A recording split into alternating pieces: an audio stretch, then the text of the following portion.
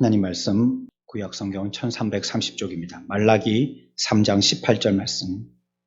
그때 너희가 돌아와서 의인과 악인을 분별하고 하나님을 섬기는 자와 섬기지 아니하는 자를 분별하리라. 아멘.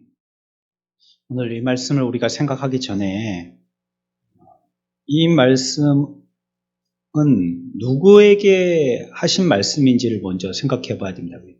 그 청중이 누구냐는 겁니다. 누가 듣도록 하기 위해서 이 말씀을 했느냐가 우리가 이 성경 말씀을 생각하는 첫 단추가 되겠습니다. 어떤 사람들에게 이렇게 특정 지어서 말씀하시는 경우도 있고, 그렇지 않은 경우에 모든 대중들에게, 인류와 하나님이 지으신 모든 인생들에게 말씀하신 경우도 있기 때문이고, 또 그럴 때에 그 사람들한테 이 말씀을 하신 이유는 그렇구나 하고 더 특별하게 우리들은 이해하기가 좋기 때문에 누구에게 이 말씀을 했는지를 먼저 풀어봐야겠습니다. 이 말씀에 너희가라고 시작하지 않습니까? 그때 너희가, 그러니까 이 너희가가 듣는 청중을 얘기하는 겁니다. 너희가 돌아와서 의인과 악인을 분별하고 하나님을 섬기는 자와 섬기지 아니하는 자를 분별하리라 말씀하셨습니다. 너희가 돌아와서 이렇게 분별력을 갖게 된다는 말씀이고, 그렇다면 과연 그러한 너희는 누군가인가 하는 것이에요. 이 말씀을 우리가 그 너희라는 이 부분의 정확한 해석을 위해서는 성경은 성경에서 찾아보아야 하는 것이 정답입니다. 윗절로 좀 올라가면 이 너희가가 누구를 지칭하는 것인지 우리가 확인해 볼 수가 있겠습니다. 14절입니다. 3장 14절 말씀, 15절까지 같이 한번 읽어볼까요? 시작.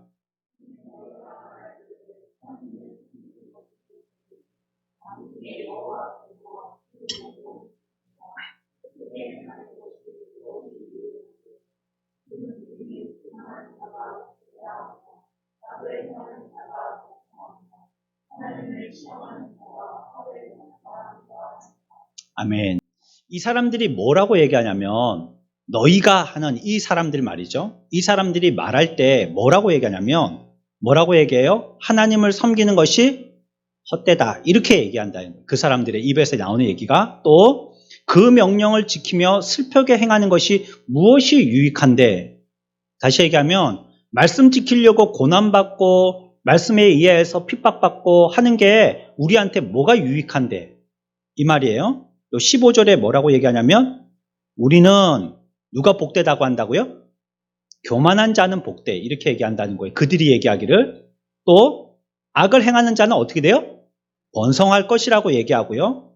또 하나님을 시험하면 뭘 면해요? 화를 면한다, 이렇게 얘기한다는 거예요. 자, 그렇다면 14절 15절에서 우리들에게 주시는 힌트대로 우리가 이 정답에 대해서 가까이 접근하여서 우리가 이 해답을 한번 풀어보겠습니다. 그러면 여기서 얘기하는 너희는 누구냐?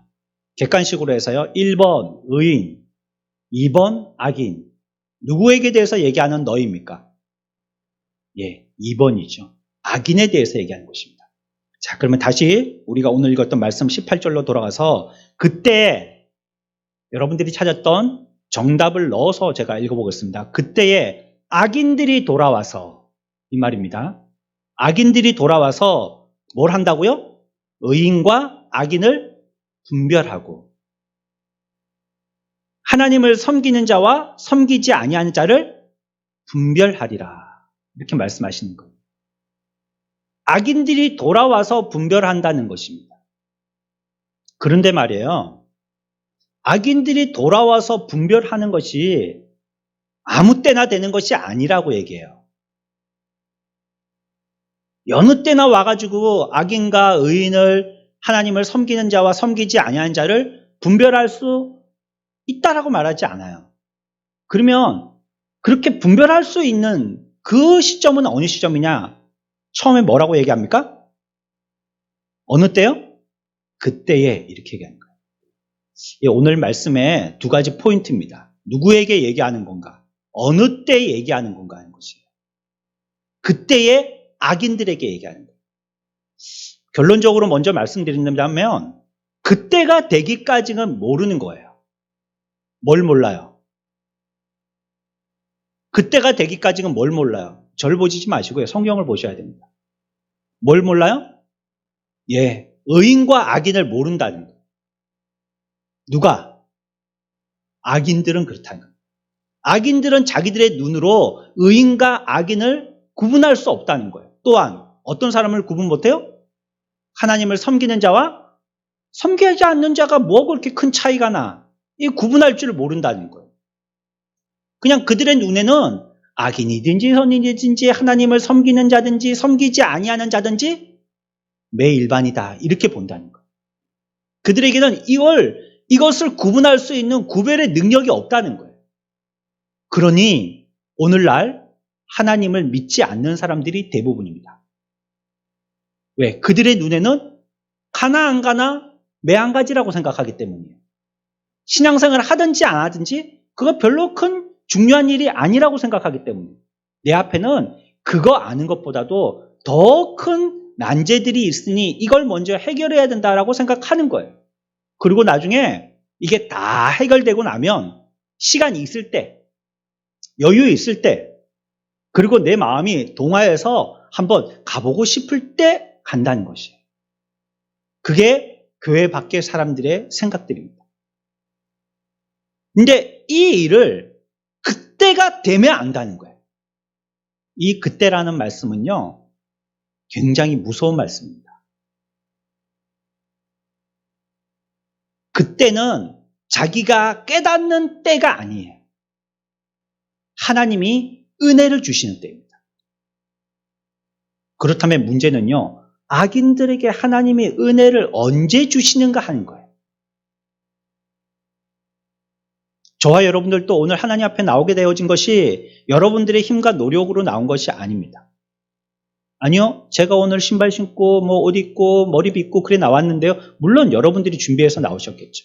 그러나 하나님이 여러분들을 나오게 할 마음을 안 주시든지 어제까지는 철석같이 간다라고 마음의 약속을 하고 있었었는데 오늘 아침에 자고 깨니까 왠지 가기 싫은 거예요. 아니면 내가 가고는 싶은데 형편이 안 된다든지 갑자기 연락이 왔어요. 누가 돌아가셨다고 빨리 오라고 하는 거예요. 이렇다든지 아니면 어제까지는 건강했는데 오늘 아침에 그냥 털썩 아파버린다든지 그러면 못 오는 거 아니에요. 여러분들이 아무리 오고 싶어도 못 오는 거 아니에요.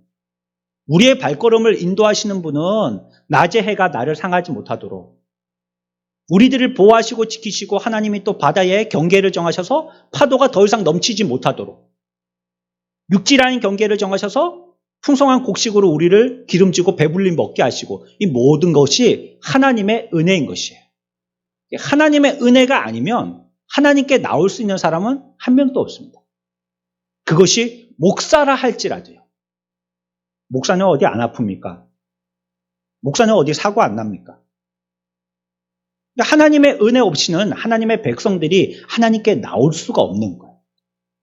그러니 그때라는 것과 오늘 말씀에서요. 너희라는 이 부분에 우리들은 주의를 기울여서 잘 들어봐야 된다는 것이에요. 먼저 그렇다면 이 말씀은 듣는 자가 누구에게 듣게 하신 말씀이라고요? 악인들.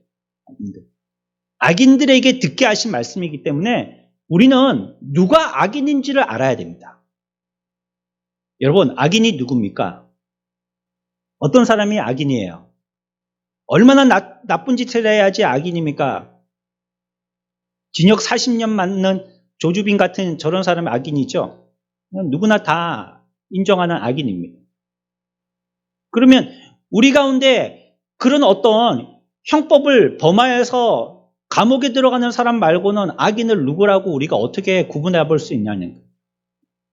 성경은 여기에 대해서 몇 가지 우리들에게 그것을 알 수 있도록 하여 주신 말씀을 주셨어요. 오늘 우리가 읽은 말씀 외에 한 성경을 찾아봅니다. 시편 36편입니다.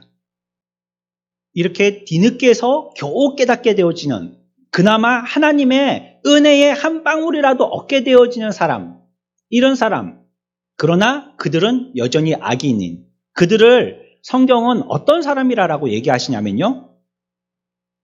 조금 길지만 우리 6절까지 읽어볼까요? 같이 읽습니다.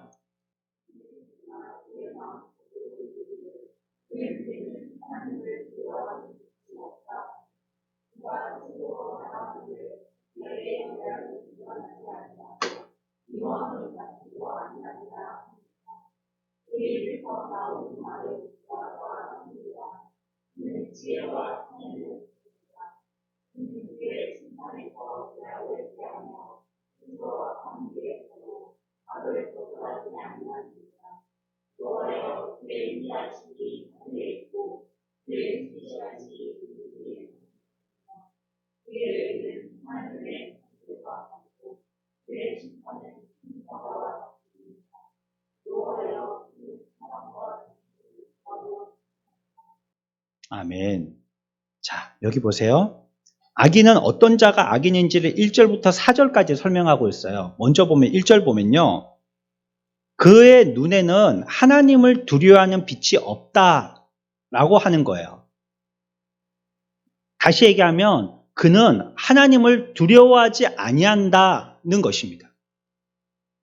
그러면 악인의 정의는 뭡니까? 하나님을 두려워하지 않는 사람. 그 사람을 악인이라고 하는 것입니다. 여러분, 어떤 경우에 두려움이 생길까요? 여러분들이 어렸을 때 저기 시골에 구석에 있는 아주 허름한 화장실에 갈 경우가 생겼다라고 예를 들어 본다면 거기에 갈 때 아니 전등도 없어요. 막 풀숲 가운데 있어요. 어두컴컴한데 문도 덜썩덜썩거려요. 도심의 화장실 같지 않아요. 거기서 볼일 본다고 앉아 있으면 그리고 나는 아직 나이가 어려요. 그러면 어때요? 우리 마음이 어때요? 무섭잖아요. 두렵잖아요. 누굴 데리고 가잖아요. 부모님을 데리고 가잖아요. 왜 두려울까요? 뭐가 두려운 거예요? 뭐가 두려운 거예요? 옛날에 우리는 화장실에 가면 뭐 나온다고 그래요? 귀신 나온다 얘기를 해요. 귀신. 그 귀신 얘기는 어떻게 그렇게 많이 들었는지 지금은 없어졌지만 옛날에는 또 전설의 고향 이런 거 있었죠? 즐겨보던? 그거 보면 거의 다 보면은 귀신이에요. 귀신. 어디 뭐 우리나라는 온데 다 귀신이 있습니다.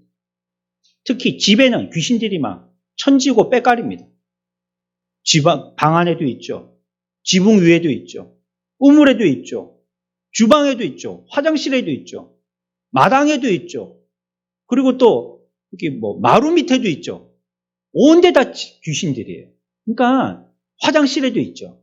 그러니까 귀신 나온다고 두려워했다. 그러면 만약에 우리가 거기서 두려워한다는 것은 화장실에 시골에 가서 화장실에서 두려워한다는 것은 내 마음에 뭘 믿고 있다는 거예요. 귀신을 믿고 있다는 겁니다. 귀신의 존재를 인정하니까 두려워하는 거예요. 근데 지금은요, 여러분들이 나이가 이렇게 지긋이 드셔가지고요, 똑같은 시골의 화장실에 가는데요, 무서울까요? 안 무서울까요?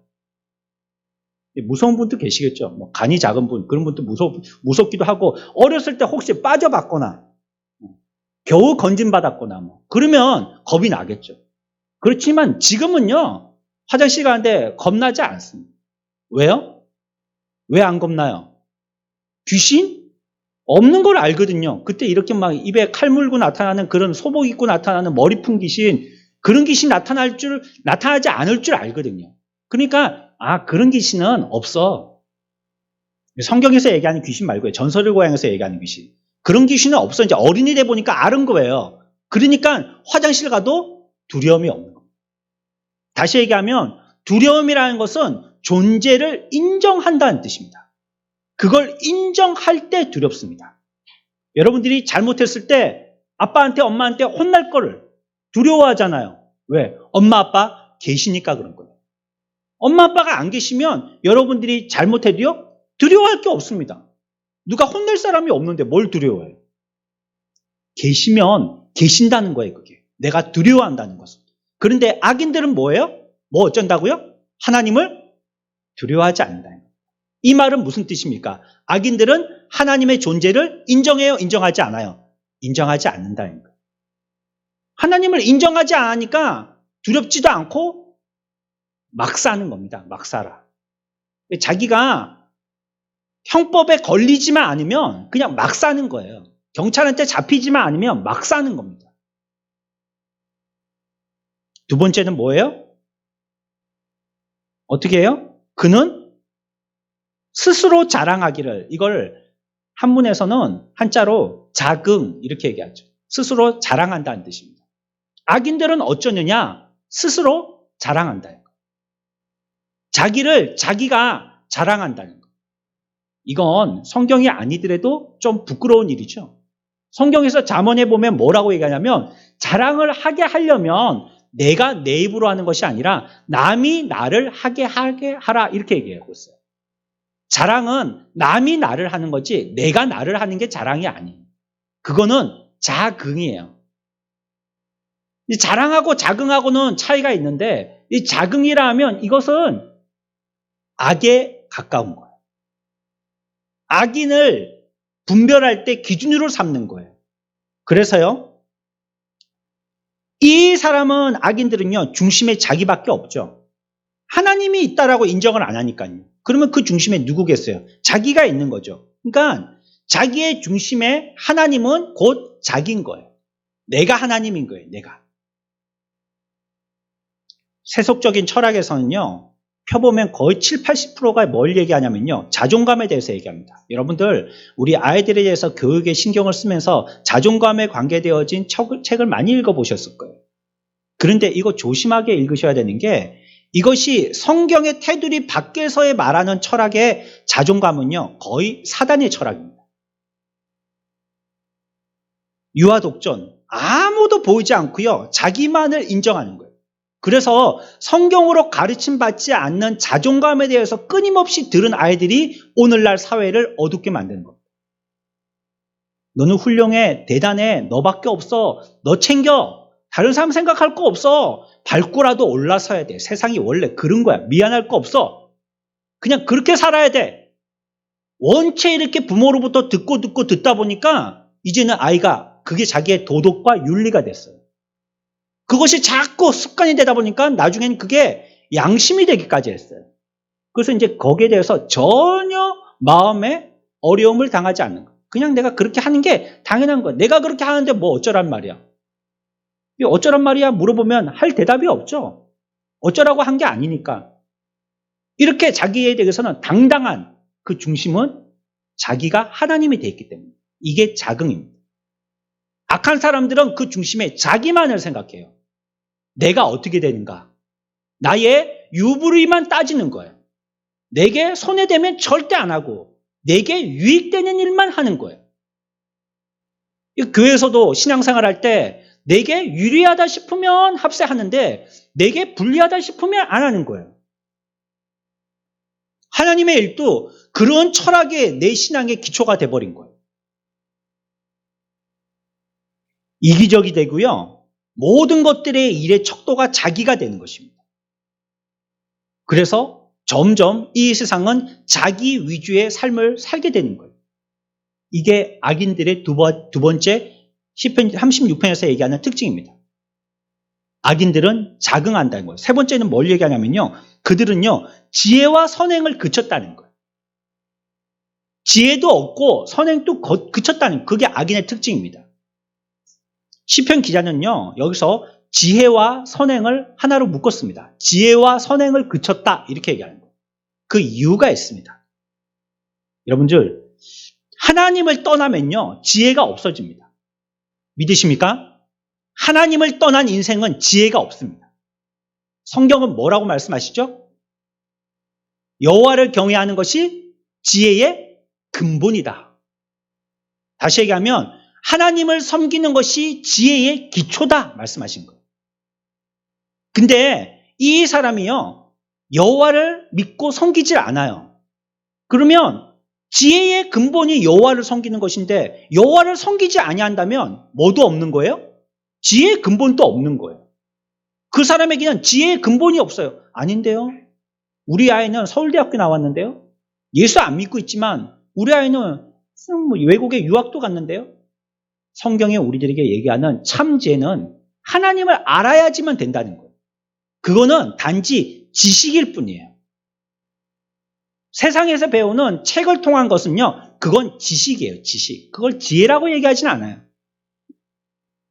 시골에요, 일자 무식한 할머니가 비가 오겠구나 다 압니다. 이때가 딱 돼야지 파종할 때구나 다 압니다. 지금 가서 물골을 열어줘야지 되지 이거 다 압니다. 근데 지난주 신문에 보니까요, 요즘엔 스마트팜이라고요, 젊은 사람들이 귀농을 해갖고 스마트폰 같은 걸로 시스템을 아주 컴퓨터 시스템을 해가지고요, 물 주고 뭐 하는 거 다 데이터에 의해 가지고 손에서 그냥 컴퓨터를 가지고 착착착착착착 그 큰 밭도요, 이렇게 바퀴 달린 이동수단 있잖아요, 이렇게 서 있으면 쭈루룩 가는 거, 이런 거 타고 다니면서 휴대폰 가지고 이렇게 힐끗힐끗 보면서 그거 스위치 다 눌러가지고 뭐 물 내려오게 하고 뭐 이렇게 바람 불게 해주고 이렇게 다 한다는 거예요. 그런데 그 농촌에 귀농해가지고 젊은이들이 이 일을 할 때 가장 어려운 것이 무엇이냐면 이 시골에 대한, 이 농촌에 대한 적응에 대한 경험이 없는 것이 가장 힘들다는 거예요.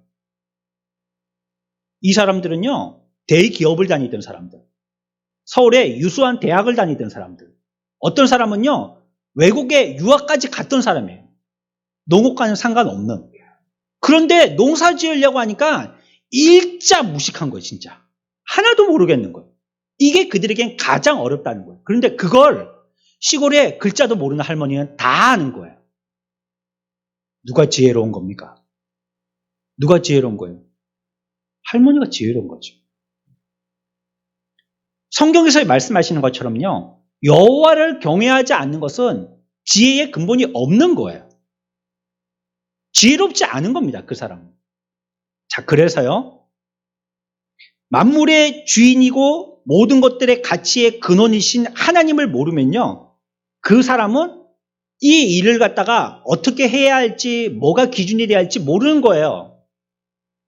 기준이 있어야지 기준대로 움직일 거 아니에요. 그러니 뭐가 참 가치 있는 것인지 몰라서요, 사람 때려 죽이고 돈을 더 가치인 줄 생각하는 사람이 자꾸 발생하는 거예요. 이게 왜 그런 것입니까? 그들에게는 지혜의 근본이 없기 때문에 그런 거예요. 사람보다는 돈이 더 우선이라고 생각하기 때문이에요. 내 양심보다는 돈이 우선이라고 생각하기 때문이에요. 이것 가지고 우리 자식들 잘 먹여 살리면 그것이 최고라고 생각하기 때문이에요. 지혜의 근본이 없으니까, 하나님을 몰라서 그러는 거예요. 그런데요, 선행은 뭘까요, 그러면? 선행은요, 착한 일 하는 거라고 생각하기 쉽지만, 선행은요, 성경적인 정의를 찾아본다면 가장 비슷한 대답은 뭐라고 할 수 있냐면요, 하나님을 기쁘시게 하는 것이 선행입니다.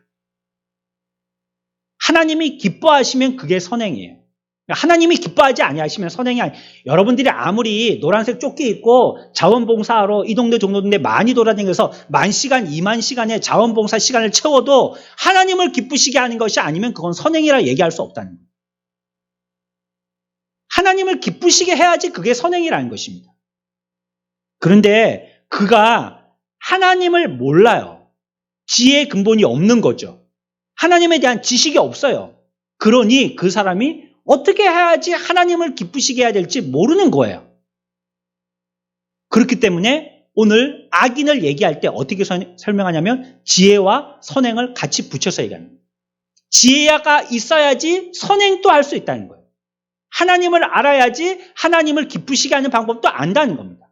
근데 악인은 그게 있어요, 없어요? 없다는 거예요. 하나님을 모르니까 하나님을 기쁘시게 할 방법은 아예 꿈도 못 꾼다는 거예요. 그게 악인이다. 4절에서는 또 뭐라고 얘기하시냐면요, 그들은요, 침상에서 죄악을 꾀한다는 거예요. 이런 노래 있었죠, 옛날에. 안지나 서나? 모르세요, 그 노래? 안지나 서나? 아니, 젊은 사람들은 대답하면 안 되는데 이거 옛날 노래인데. 안지나 서나? 당신 생각, 이런 노래 있었어요. 3호곡 같은 거죠. 그렇죠? 계속 그분만 생각한다는 거. 근데 이 악인들도 그렇다는 거예요. 안지나 서나? 죄악 생각. 이해탄 그들은. 침상에 누워서라는 것이 그 뜻입니다. 잠자기 직전까지 머리에 뱅뱅뱅뱅 맴도는 것은 죄 지을 생각만 한다는 거예요. 어떻게 사기칠까? 어떻게 안 걸리고 돈 벌까? 저 사람을 어떻게 살살 놓기면 저 사람 호주머니를 좀 털어먹을까? 이런 거 생각하는 것이 악인이라는 거예요. 이 말씀에 대조해서 행복한 사람, 즉 성경에서 얘기하는 복 있는 사람은 시편 1편 2절에서 뭐라고 얘기하죠? 여호와의 율법을 지하로 뭐하는 사람이요? 묵상하는 자로다. 이게. 그러니까 복 있는 사람과 악인은 하는 일이 비슷해요. 주야로 생각하는 거예요. 주야로. 밤낮 주야로 이런 말 많이 하잖아요. 계속 그거 생각한다는 거예요. 그러나 악인은 뭘 생각해요? 침상에 누워가지고 죄악만 생각하고, 의인은 뭐 생각해요? 주야로 여호와의 율법을 생각하는 거예요. 그 차이가 나는 것이에요. 그게 악인이라는 것입니다. 그래서 결국 4절 끝에 보면 뭐라고 얘기하냐면 스스로 악한 길에 서고 악을 거절하지 아니하는도다 라고 얘기합니다. 이 말이 무슨 말이냐면 이것이 이제 1절부터 4절 지금까지의 4가지 어떤 거요? 악인은 어떻다고요? 첫 번째, 하나님을 두려워하지 않고요. 두 번째요, 자긍하고요. 세 번째요, 지혜와 선행이 없고요. 네 번째요, 늘 그것만을 꾀해요. 늘 생각해요. 이것을 평생 살다 보니까 4절 끝에는 뭐라고 얘기하냐면 악한 길에 서고 악을 거절하지 아니하도다. 다른 말로 하면 악한 삶이 습관이 됐다 이 말이에요. 그 길을 가는 게 편해요. 처음에 도둑질할 때 간 떨리죠? 두세 번 해보면 간이 안 떨려요. 처음에 주일 범할 때 힘들죠? 두 번, 세 번 교회 안 나오는 거는 별로 안 어렵습니다. 처음에 사기칠 때가 간 떨리죠? 세 번, 네 번 사기칠 때는요, 오히려 더 담대해집니다. 4절 끝에 이 말이 길에 악한 길에 서고 악을 거절하지 아니한다는 말이 그 말입니다. 습관이 됐다는 거예요. 악한 자들이 그것을 습관처럼 하고 산다는 것이에요. 그의 라이프 스타일이 된 것이죠. 그래서 악인의 삶 가운데 이 사람은 그저 주저앉고 마는 것입니다. 더 나아가 그 사람은 악을 통하여서 얻게 되어지는 여러 수입들을 즐기는 사람이 돼요. 좋아한다는 거예요. 보이스피싱에서 평생 벌었던 할머니의 돈 싹 자기가 다 사기쳐서 자기 거 삼았지만 그거 좋아한다는 거예요. 조주빈 같은 놈이 사람들에게 해야가지고 돈 번 거 그거 기쁨으로 쓴다는 거예요. 그게 악인들이에요. 이러한 악인이 의인이 되는 것은요, 도덕적으로 결단한다고 되는 게 아니에요. 요즘에 교도소라고 얘기하지 않습니까? 그 사람을 교도한다는 뜻입니다. 바르게, 선하게, 옳게 사회에 적응할 수 있는 올바른 사람들을 만든다는 뜻이에요. 교도가. 근데 교도가 안 돼요. 들어갔다 나오면 스킬을 한 개 더 배워서 나와요. 그때 그렇게 걸렸는데 옆에 있던 사람한테 얘기해 보니까 그렇게 하면 걸리니까 이렇게 하라는 거예요. 나와가지고 또 그 짓을 하는 거예요. 우리가 결단하고 안 하겠다라고 한다고 그게 안 되는 것이 아니라는 거예요. 악인이 선인이 되는 것은요, 도덕이나 윤리로 안 돼요. 이것은 특별한 하나님의 은혜로만 가능한 것입니다. 이 증거가 뭐냐? 저와 여러분들. 저나 여러분들이나 예전에는 악인들이었습니다. 흉악한 악인들이었죠. 우리의 인생의 가치관이 다 여기에서 얘기했던 대로였습니다. 1절에서 4절까지 시편 36편에서 얘기했던 게 남 얘기가 아니고 저와 여러분들의 얘기였었어요. 그런데 우리가 언제 이런 것들에 대해서 점점 벗어난 사람들이 되었습니까? 그것이 바로 하나님이 우리들을 사랑하시고 은혜를 내려주셨을 때부터입니다. 그때부터 우리는 조금씩 의인의 모습을 갖추기 시작한 거예요. 그래서 이제 의인이 되어지면 이전의 악인의 모습과는 전혀 딴판의 삶을 살게 되더라는 거예요. 그걸 36편 5절 6절에서 이어서 얘기하고 있어요. 악인은 4절까지고 의인은 6절까지다 이렇게 얘기하는 거예요. 뭐라고 얘기했죠? 여호와여 주의 인자하심이 하늘에 있고 주의 성실하심이 공중에 사무쳤으며 주의 의는 하나님의 산들과 같고 주의 심판은 큰 바다와 같으니이다 라고 말씀합니다. 의인은 뭐라고 그랬죠? 주야로 주님의 말씀을 묵상하는 사람이라 했죠. 그게 의인이에요. 여러분 지난 한 주 동안 하나님의 말씀을 잘 묵상하고 오셨나요? 조용하네요. 이렇게 조용하죠? 하나님의 말씀을 주야로 묵상했습니까? 3명 대답하시네요. 그러면 돈을 묵상하셨나요? 네? 건강을 묵상하셨나요? 우리는 주야로 주의 말씀을 묵상하는 자가 돼야 합니다. 그게 의인이라고 성경은 얘기하고 있으니까요. 그러면 어떤 하나님을 알게 되느냐면 5절 6절에서 얘기하는 것처럼 인자하신 하나님을 알게 된대요. 여호와여 주의 인자하심이 하늘에 있고 하나님이 인자하시다는 걸 안다는 거예요. 근데 인자하심을 얘기할 때 어디에 있다고요? 하늘에 있대요. 히브리인들에게 하늘은 뭘 얘기하냐면요. 변함없음을 상징할 때 하늘을 얘기합니다. 하늘. 내가 하늘이 되고 맹세한다. 히브리인들이 이 말을 했다면 그거는 내 약속은 뭐가 없다고요? 변함없다 이 뜻입니다. 아브라함에게 저 하늘의 별들을 보라 약속하셨죠? 왜 괜히 하늘을 보라 했습니까? 그 뭘 의미한다고요? 내 약속은 변함없다는 겁니다. 변함없어. 너에게 자손의 별과 같이 많게 해주는 거 그 약속 내가 변함없이 지킬 거야. 인간적인 딴 생각하지 마 이 말이에요. 아브라함에게 하신 거. 그러니까 하나님의 인자가 하늘에 있다 하는 것은 하나님의 인자하심은 변함이 있다 없다? 없다. 이걸 말씀하신 거예요. 그걸 여호와의 율법을 묵상하는 자가 알게 된다는 거예요. 또 뭐라고요? 그의 진실하심이 공중에 사무쳤으며 이렇게 얘기하죠. 진실하심이 공중에 있다는 공중은 뭘 얘기하는 거예요? 끝이 없잖아요. 공중에. 우주에 끝이 어디 있습니까? 가도 끝이 없죠.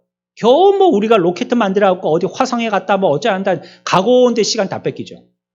가서 살려고 그러면 아마 시신이 가서 살아야 될 거예요. 얼마나 먼지. 끝이 없는 거잖아요. 공중을 얘기할 때는 끝이 없다는 거예요. 주위에 뭐가 끝이 없어요? 진실하심이 끝이 없다는 거예요. 인자하심은 변함없고 진실하심은 끝이 없으며 또 이 공중에 있다는 건 뭐예요? 하나님의 선은요. 끝이 없다. 최고의 선이라는 겁니다. 지고선이라는 겁니다. 하나님이 우리들에게 말씀하신 이 진실의 선은 최고의 선인 거예요. 인간들이 얘기하는 선은 상황에 따라서 바뀔 수 있는 선입니다. 이렇게 하는 것이 잘하는 것이고 저렇게 하는 것이 잘못된 것이라고 생각했는데 시간이 지나니까 오히려 반대가 됐어요. 오늘날 예전의 가치관을 따라 많이 살기가 힘들어졌어요. 이제는. 예전에는 그게 옳다 했는데 이제는 이게 옳다가 돼버렸어요. 그러니까 선이 자꾸 바뀌죠. 인간들의 선은. 그러나 하나님의 선은 어때요? 끝이 없다는 것. 영원하다는 것입니다. 지고선, 최고의 선이라는 걸 얘기하고 있습니다. 또 하나님의 의로우심은 뭐와 같아요? 산과 바다와 같다는 겁니다. 산과 바다와 같이 요동하지 아니하시고 바다와 같이 깊으시다는 거예요. 산과 같이 요동하지 아니하시고 바다와 같이 깊으시다는 거예요. 뭐가요? 하나님의 의로우심이 그렇다는 거예요. 우리가 의인이 되면 이걸 알게 된다는 것입니다. 하나님의 어떠하심, 인자하심, 진실하심, 의로우심을 알게 된다는 거예요. 이걸 아는 사람이 뭐예요? 어떤 사람이에요? 이걸 아는 사람이 의인입니다. 이걸 아는 사람. 아, 하나님이 그런 분이시구나. 그거 깨닫기 시작하고요. 알기 시작하는 사람이 의인이라는 거예요. 물론 지하철에 뛰어들어서 어린아이를 구하는 사람도 의인입니다. 그러나 참 의인은요. 성경에서 얘기하는 이 사람이 의인인 거예요. 왜냐하면 그 사람은 남을 구했지만 자기는 구원받지 못하니까. 왜? 죽음의 지옥 가잖아요. 영원히 구원받아야지 최선의 구원이죠. 몸은 구원받았지만 결국은 죽게 되어서 지옥 간다면 그거는 영원한 구원이라고 할 수 없잖아요. 순간적인 구원이잖아요. 참 구원이 되려면 그 영원히 구원돼야 되는데 이 세상에서 하는 그 구원의 방법들은 그냥 잠시 큰 백지에 볼펜으로 점 찍은 것과 같은 그런 순간적인 구원에 불과한 것이에요. 그래서 그걸 참 구원이다, 참 그런 사람을 의인이다 얘기할 수 없는 것이에요. 자, 그래서 우리는 지금까지 말라기에서 얘기하는 너희가, 이 너희는 누굴 얘기하는 거라고요? 악인. 18절에서 얘기하는 이 너희는 악인을 얘기하는 거예요. 그 악인이 누구고 의인이 누구인지를 구분해 보았어요.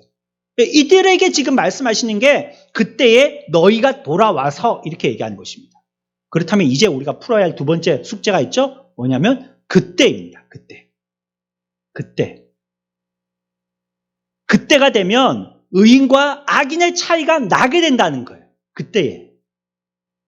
지금까지는 덮여있는 것처럼 몰랐는데 이제부터는 밥수건 펼치는 것처럼 안에 무슨 반찬이 있고 무슨 밥이고 무슨 국인지 알게 된다는 때가 있다는 거예요. 그게 그때입니다. 그때 알게 된다는 거예요. 하나님을 섬기는 자와 섬기지 않는 자의 차이를 그때 알게 된다는 거예요. 그런데 문제는요, 그때 악인들이 이것을 알았을 때는 더 이상의 기회가 없다는 것입니다. 이제 알게 됐어요. 근데 알고서는 끝이에요. 마치 말기 암 환자와 같죠. 지금까지는 몰랐어요. 내가 암에 걸렸는지. 건강하게 살았어요. 운동도 열심히 하고 나름대로 몸에 안 좋은 거 안 먹고 몸에 좋은 거 먹고 등산도 자주 하고 운동하면 남부럽지 않게 뭐 자전거도 타고 등산도 잘하고 수영도 하고 열심히 잘하고 얼굴을 동안이라고 맨날 사람들한테 칭찬받았어요. 근데 어느 날부터인가 어깨가 묵직하고 변이 잘 안 나오고 그리고 자꾸 피곤하고 그리고 어느 순간부터 체중이 조금씩 떨어지고 이상해서 병원에 딱 가봤더니 큰 병원 가보라는 거예요. 큰 병원 갔더니 빨리 치료를 시작해야 된다. 이전부터 그 사람은 암을 갖고 있었던 거예요. 근데 알기를 이제 하는 거예요. 그러나 그 사람에게 남은 시간은 이제 얼마 남지 않은 거예요. 길어야 6개월. 이제 한 2, 3개월이 그가 살 수 있는 세월이라는 거예요. 그제서야 그걸 알게 된 거예요. 그제서야 내 몸에 이런 나쁜 세포가 자라가고 있었다는 것을 알게 된 거예요. 지난해에 건강검진 받을 걸 바쁘다고 빼놓고 지나갔더니 그래 아무 확인해 볼 수 있는 절차를 생략하고 말았던 거예요. 은혜가 끝나는 때이고요. 긍휼이 모두 거두어지는 때이고요. 의인과 악인이 불을 보듯이 확연하게 보이는 때인데요. 마치 저녁에 엄마가 이제 들어와서 그만 놀고 밥 먹고 자라 하는 때와 같은 때인 거예요. 그때는. 엄마의 음성을 듣기는 하고 집에 돌아오긴 하지만 들어와서 더 이상 놀 시간은 없어요. 씻고 자기만 해야 돼요. 악인들이 자기들의 눈에 의인과 악인을 하나님을 섬기는 자와 섬기는 자를 구분할 수 있었을 때는 그들에게는 이미 시간은 없는 때라는 거예요. 신명기 29장 4절의 말씀입니다. 같이 보겠습니다.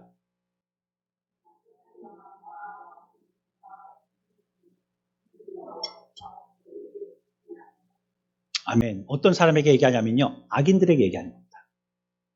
악인들에게 뭐라고 말씀하셨어요? 하나님이 깨닫는 마음과 보는 눈과 듣는 귀, 그걸 하나님이 주셨어요? 안 주셨어요? 안 주셨어요. 하나님이 그들에게 긍휼을 덮어버리시니까, 긍휼이 그들에게 다가가지 못하게 하니까 보아도 보지 못하고 들어도 들어지 못하고 아무리 마음에 외치는 여러 가지의 갈등의 일들이 있었지만 그 가운데서도 깨닫지 못했던 거예요. 그냥 비가 오면 물로 하수구에 흘러보낼 줄 알았지 이거를 모아가지고 나에게 유용한 재료로 삼을 줄 몰랐다는 거예요.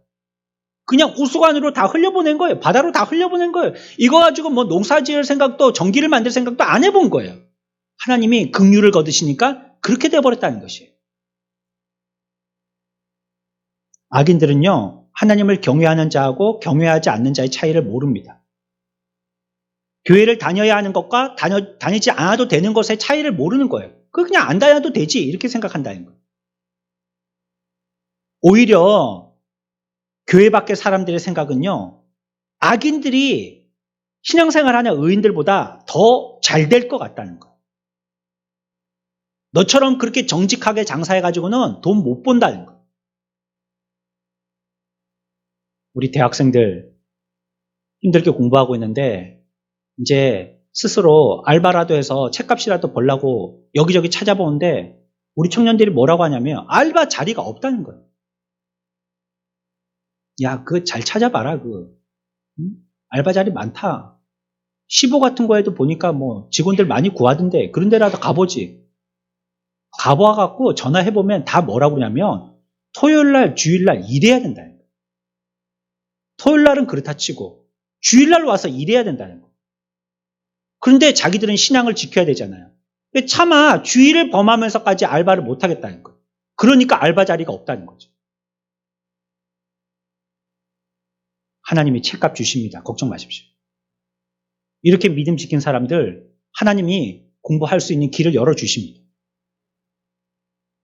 겁내가지고요. 아이고 내가 요 돈이 없으면 큰일 나지 싶어가지고 벌벌 떨고 그러면서까지 신앙 팔고 나가면요. 하나님의 복은 덮여버리는 거예요. 이제는 생판 자기 힘으로 살아야 됩니다. 하나님의 은혜와 복은 없어요.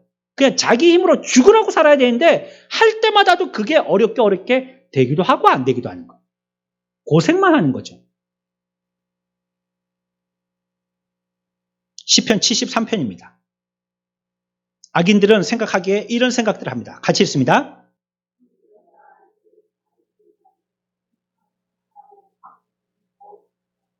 악인들은 그렇게 생각한다는 거예요. 뭐라고 생각해요? 그들은 평안하고 그들의 재물은 자꾸 불어난다는 거예요. 예수 안 믿어도 복 많이 받구만 뭐. 예수 안 믿어도 장수하구만 뭐.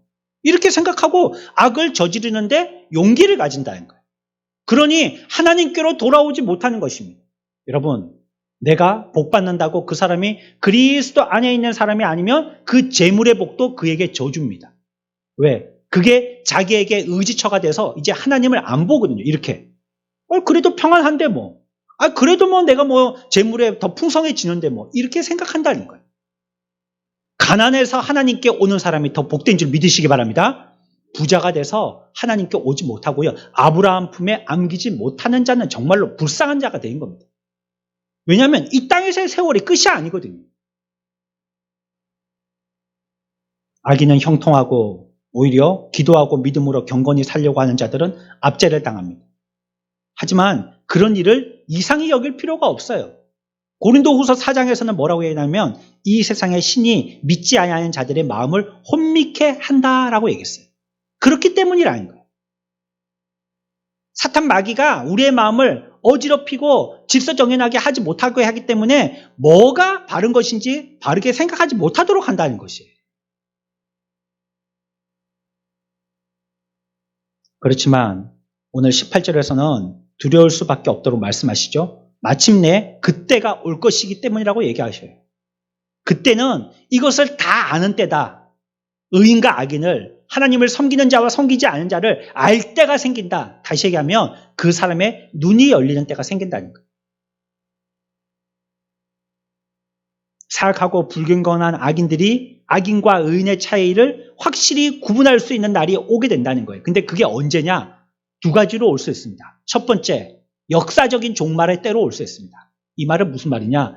주님이 다시 재림하시고 나팔 불고 이 세상에 종말할 때를 얘기하는 겁니다. 역사적인. 모든 세상 사람들이 다 알 수 있는. 이 세상에 내가 너희를 본 것과 같이 다시 오리라 하신 그 주님이 정말로 우주 가운데서 이 땅에 임하실 때, 다시 재림하실 때, 다시 오실 때, 이때는 마지막 때입니다. 이때는 다 알게 되는 때입니다. 다 보게 되고 다 깨닫게 되는 때입니다. 두 번째, 개인적인 종말의 때입니다. 다시 얘기하면 개인적인 분리의 때이죠. 이건 뭘 얘기합니까? 자기 개인적인 임종을 하게 될 때를 얘기합니다. 사람이 죽게 되어질 때 순간 자기의 죽음의 세계를 보게 됩니다. 그래서 죽는 분들의 임종을 보면요. 어떤 분들은 죽기 싫어서 아둥바둥합니다. 산 맞는 남편이요. 자기의 반도 안 되는 부인의 손목을 붙들고요. 부인한테 무섭다고. 제발 죽기 싫다고.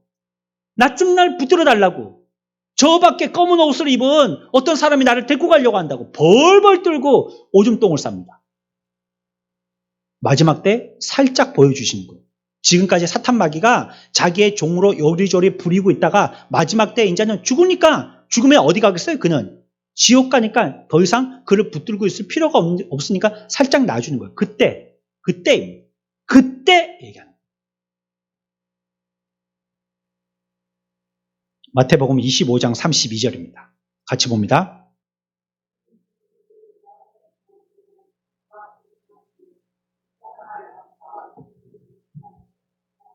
아멘. 모든 민족을 모았잖아요. 그리고 이제 모아서는 뭐 하죠? 구분하기 시작합니다. 뭘 구분합니까? 양과 염소를 구분합니다. 여러분들 구분이 잘 됩니까? 있을 때에는 잘 구분이 안 됩니다.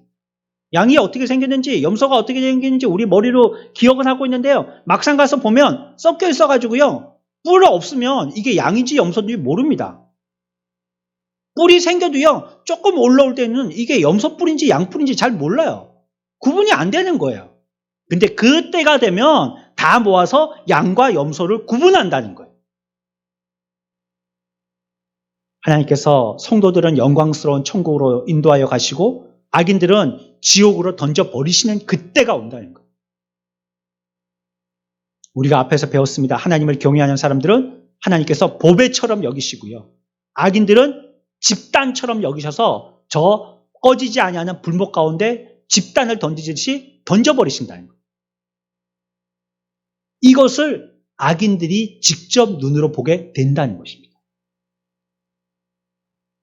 지옥의 고통은 상상을 초월하는 것이겠죠.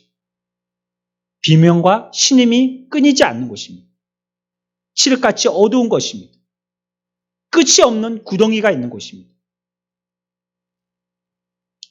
그곳에 죽을 수 있다면 죽고서 끝내고 싶은 곳이죠. 그러나 그곳에 가면 죽는 것조차도 허락되지 아니하는 곳입니다. 끝없는 고통만 있는 곳이죠. 계시록 14장 1절 말씀입니다. 같이 봅니다.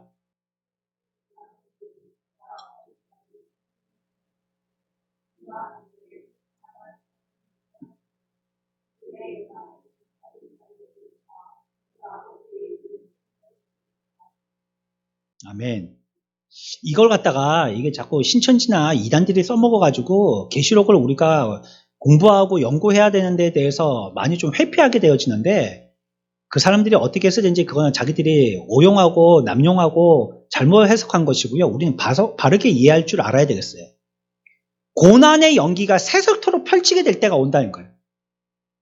하나님이 정하신 하나님의 때가 되어지면 그때에 하나님이 정하신 하나님의 뜻이 채워지게 되어지면 그들을 구분하여서 천국에 이르게 하지만 그렇지 못한 자들은 연기가 끝없이 올라가는 것처럼 그들의 고난도 끝없이 있게 되어진다는 거예요. 여러분, 예수님께서 십자가에서 마지막으로 뭘 말씀하셨죠? 뭘 말씀하셨죠? 마지막의 말씀이 뭡니까? 십자가에서. 뭐예요? 여러 가지 말씀하셨죠. 한 7가지 말씀하셨는데 마지막 말씀은 다 이루었다는 겁니다.